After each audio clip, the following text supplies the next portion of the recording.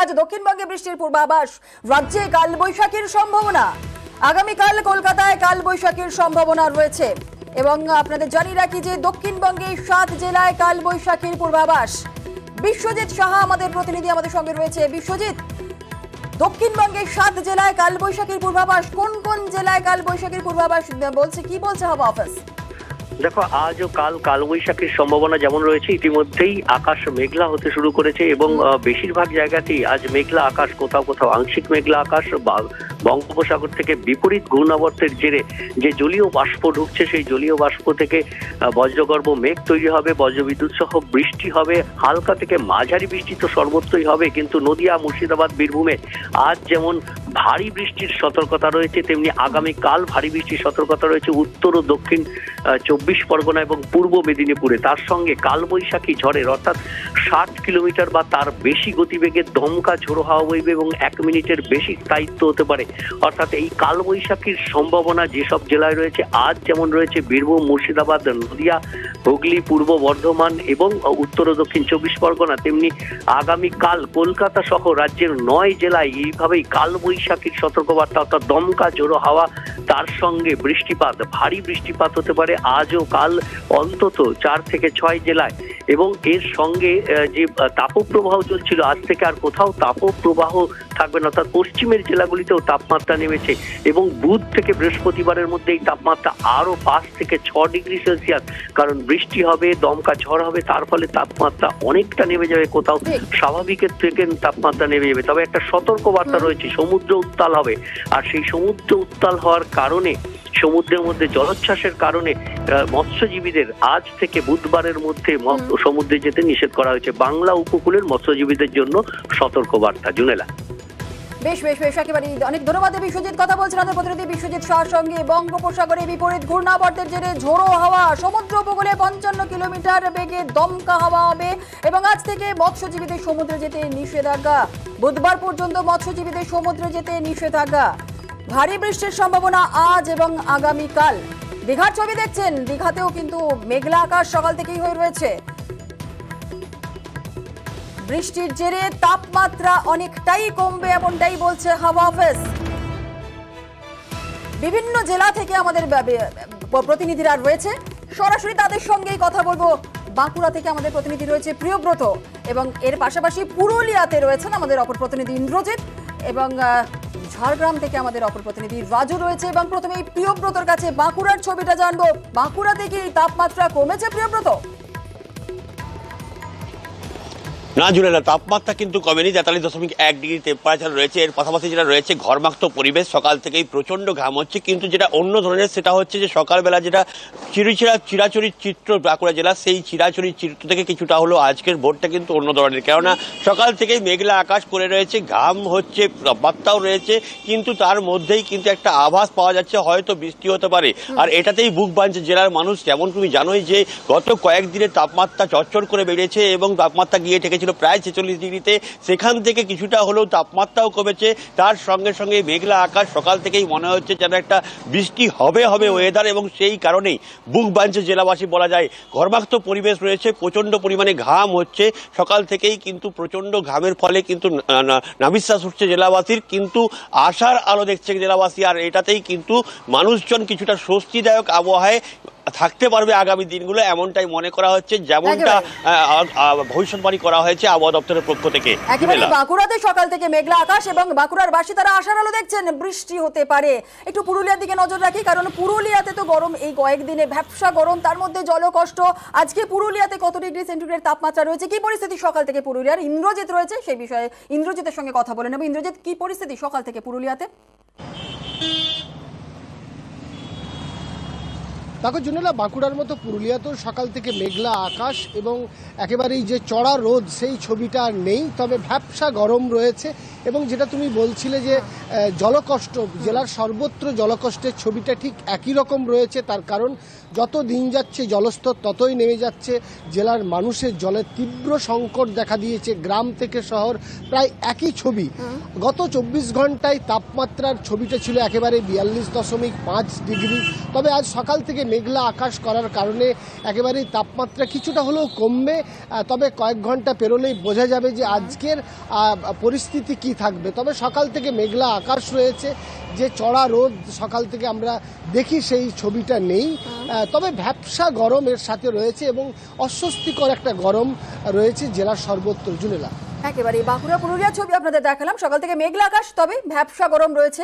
আর আশার আলোয় বুক বাঁধছেন এলাকাবাসীরা, জেলাবাসীরা, যে যদি একটু বৃষ্টি হয়। আর এর পাশাপাশি একটু ঝাড়গ্রামের দিকে নজর রাখছে, কারণ গত কয়েকদিন ধরে ঝাড়গ্রামে যেভাবে উত্তাপ বাড়ছিল, আজ সকাল থেকে ঝাড়গ্রামের টিকি ছবি রাজু জানাবে। রাজু, কি পরিস্থিতি ঝাড়গ্রামে? দেখো জুনিয়রদা, গতকাল যেভাবে তাপমাত্রা ঊর্ধ্বমুখী ছিল, 44 ডিগ্রি ছিল, সেই জায়গায় আজ তাপমাত্রা 42 ডিগ্রি রয়েছে। কিন্তু সকাল থেকে চারিফাটা রোদ ছিল, আবার আংশিক মেঘলা আকাশও রয়েছে।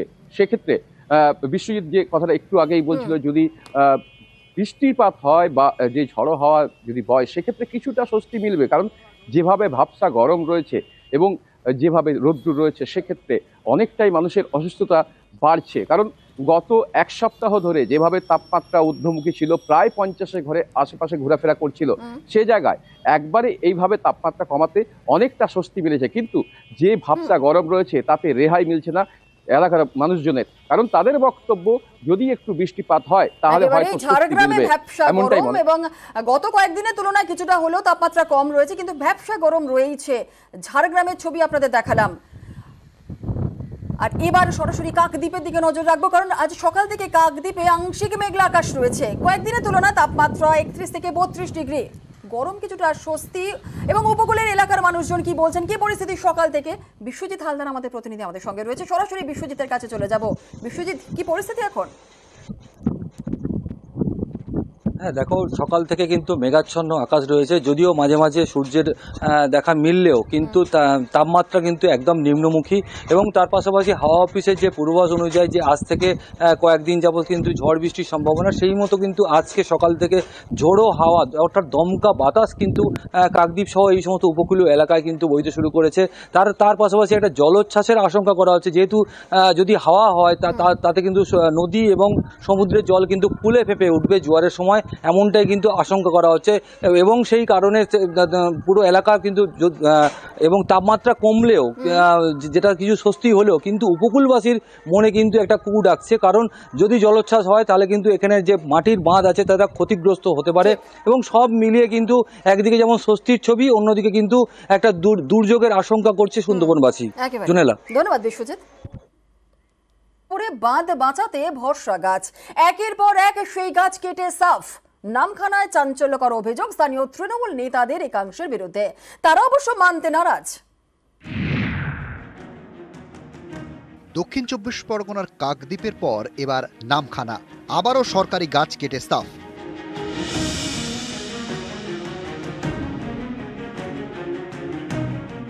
নামখানা গ্রাম পঞ্চায়েতের দারিকনগর এই এলাকার পাশ দিয়ে বয়ে গিয়েছে সপ্তমুখী নদী। নদীর পাড়ে মাটির বাঁধে একের পর এক গাছ। 2020 সালের আমফান ঝড়ে সেই সব গাছ ক্ষতিগ্রস্ত হয়, অনেক গাছ উপড়ে যায়। তারপর নতুন করে গাছ বসাতে উদ্যোগ নেয় গ্রাম পঞ্চায়েত এবং বন দপ্তর। বাঁধ বাঁচাতে বসানো হয় ঝাউ, সোনাঝুরি, ইউক্যালিপটাস। গত কয়েক মাস ধরে সেই গাছে কোপ কাটা হয়েছে একের পর এক গাছ। এরই প্রতিবাদে নামখানা বিডিও এবং বন দপ্তরে লিখিত অভিযোগ জানান স্থানীয়রা। তাদের অভিযোগের আঙুল এলাকারই তৃণমূল নেতাদের একাংশের বিরুদ্ধে। টিএমসির দলের কিছু সমর্থক তারা এই গাছগুলোকে কেটে শেষ করে দিচ্ছে। ওরা রাত্রিতেও কেটেছে, এই দিনের বেলাও কেটেছে। আমরা গ্রামের লোক প্রতিবাদ করতে আসতে আমাদের হুমকি দেখাচ্ছে যে গাছগুলো লাগিয়েছি আমরা, যেহেতু শাসক দল, আর আমরা যা কিছু করতে পারি। তৃণমূল মদতপুষ্ট কিছু মানুষ যারা গায়ের জোরে রাতের অন্ধকারে গাছগুলোকে কেটেছে, দিনের বেলাতেও কেটেছে গতকাল। হ্যাঁ, প্রায় গতকাল যেটা দিনের বেলাতে কেটেছে সেটা প্রায় 50-60 খানা হবে। এছাড়া যতটুকু এর আগে রাতের অন্ধকারে কেটেছে কয়েকশো মতো গাছ কেটেছে। গ্রামবাসী যারা পুজো কমিটি আছে তারা ভাবছে যে ওইটা চুরি হয়ে যাবে কেন, আমাদের পুজো কমিটির একটা ডেভেলপমেন্টের জন্য, পুজোর ডেভেলপমেন্টের জন্য ওইটা রাখার জন্য আমি নিজে গিয়ে ওখানটায় দেখে এসেছি। মানে জ্যান্ত গাছ কি অনেক পরিমাণ গাছ কি কম পরিমাণ কি শুকনো গাছ আমি সেটা নিজের চোখে দেখে এসেছি। 20টা গাছ কাটা হয়েছে, সম্পূর্ণ শুকনো গাছ। এটা দারিকনগরের পূর্ব দারিকনগর নাকি এটা কয়েকটা গাছ কাটা হয়েছে, আমি জানি না, আমি খোঁজ নিয়ে দেখছি বিষয়টা। যদি সেরকমভাবে সরকারি গাছ কাটা থাকে আমি পঞ্চায়েতের সঙ্গে কথা বলছি, তদন্তটা করবে। তদন্ত করে যদি প্রকৃত দেখা যায় নিশ্চয়ই প্রকৃত গাছগুলো যারা কাটছে নিশ্চয়ই তার ব্যবস্থা পঞ্চায়েত নেবে।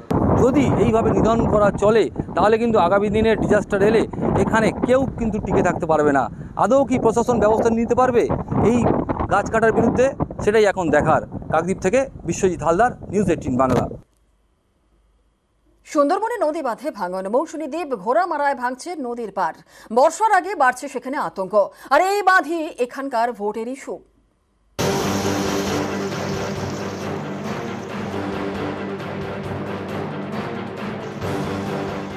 দক্ষিণ 24 পরগনার সুন্দরবন বারবার প্রাকৃতিক বিপর্যয়ের মুখে পড়েছে। এতে সবথেকে বেশি ক্ষতিগ্রস্ত হয়েছে নদী বাঁধ।